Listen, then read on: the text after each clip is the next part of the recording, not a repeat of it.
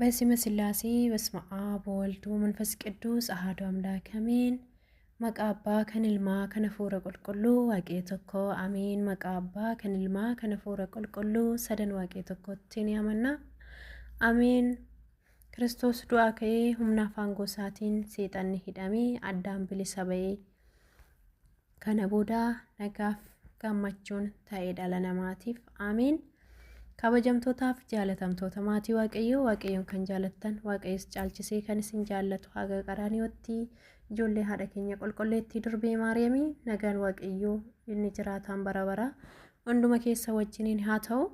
ani galata waaqayyoo nagaa kooti galanni waaqayyoodhaaf haa ta'u jennee waaqayyoon galateeffannee durbee maariyaamii kan hin dhiisne qulqulleettii qulqullootaa obboleettii ergamootaa haadha gooftaa nuufis cubbamootaaf haadha kan taate durbee maariyaamiif galanni haa ta'u. YouTube channel keenya subscribe like share gochaa sagantaalee hafuuraa asirratti darbu akka dhaggeeffattan isin affeerra. anis obboleettiin keessanii cubbamtuuf dadhabduu kan hin ta'e Walatta Maariyaam sagantaa hafuuraa gabaabduu tokko qabadde gidduu keessanitti argame haga dhuma sagantaa keenyatti nu wajjin akka turtan kabajaan isin affeerra. anani qabadde isiniif dhiyaadhesi jecha abbootii jechoota abbootiisidha.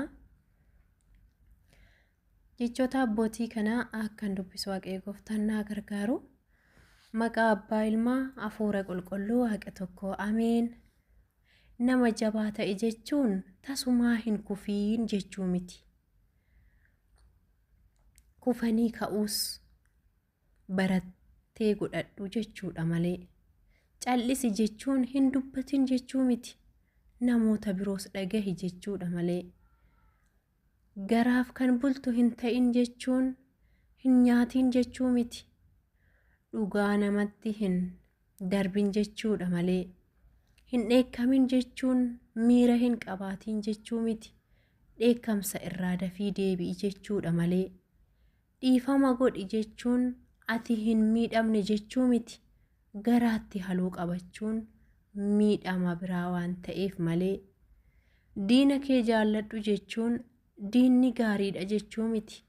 jibba irra jaalala waan wayyuuf malee. gammadaa ta'i jechuun hunda qabaadhu jechuu miti. kan qabdutti gammadii jiraadhu jechuudha malee. hojii kee jaalladhu jechuun hojiin ati hojjettu gaariidha jechuu miti. boru hojii gaarii akka qabaattuuf hojii har'a hojjettu jaalladhu jechuudha malee. odeessituu hin ta'in jechuun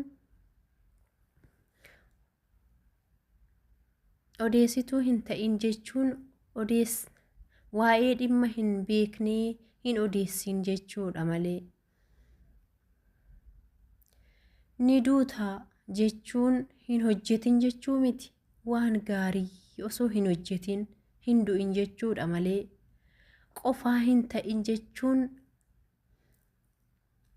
ariifadhuu gaa'ila keessa seeni yookiin lixi jechuu miti. laphee kee yeroo kee waan qabdu hundumaa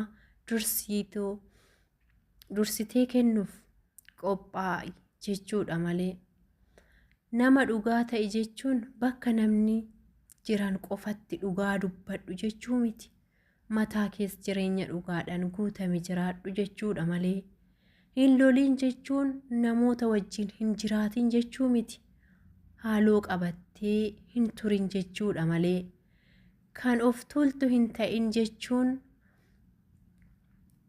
hin uffatin jechuu miti. kanneen biroo hin tuffatin jechuudha malee. ati bareeda yookiin bareedduudha jechuun warreen kaan irra kan caaltuudha jechuu miti. sitti bareedeera jechuudha malee. beekaa ta'i jechuun dubbii mana barumsaa seenii jechuu miti. deebi'ii mana barumsaa seenii jechuu miti. ogeessa yookiin gamna hubataa ta'i jechuudha malee. maddisaa abbaa keenya qulqulluu Yohaannis Afaawarqii. gorsa abbootaa kanan biraatiin kan nu yakkaniif dhiisuun mo'atamuu osoo hin ta'in jaalala barsiisuudha. seexana irraa kan hafe diina hin qabaatiin. dogoggora namootaa hin sakatta'in, cubbuu obboleessa kee ifatti hin baasin, kufaatii obboleessa kee irra deddeebitee hin odeessin. Cubbuu kee irratti murteessi malee namoota biroo irratti hin murteessin. Bulchaan yookiin hoogganaan isaanii waan sin ta'iniif. Kan cubbuu hojjete irratti ceephoo hin baay'isin, atis ni yakkita waan ta'eef. Garuu cubbuu isaa irraa akka deebi'uuf gargaarsaa fi gorsa ta'iif. Dogoggora ittiin kuffee irraa akka deebi'uuf isa jajjabeessi. Abdii isaa Waaqayyoo irra osoo taasise cubbuu isaas akkuma galabaa ibidda duratti kufee dafee akka dhiifamuuf itti himi malee qulqulluu of eeggataa ifatti kan hojjetuu fi gamna ta'i. Namummaa tasgabbaa'aa qabaadhu, gammadaa ta'i, jireenya kee gammachuun kan miidhage haa ta'u. Dubbiin kee akka nyaata ashaboon mi'eeffamee akka kan sirratee fi gabaabaa haa ta'u.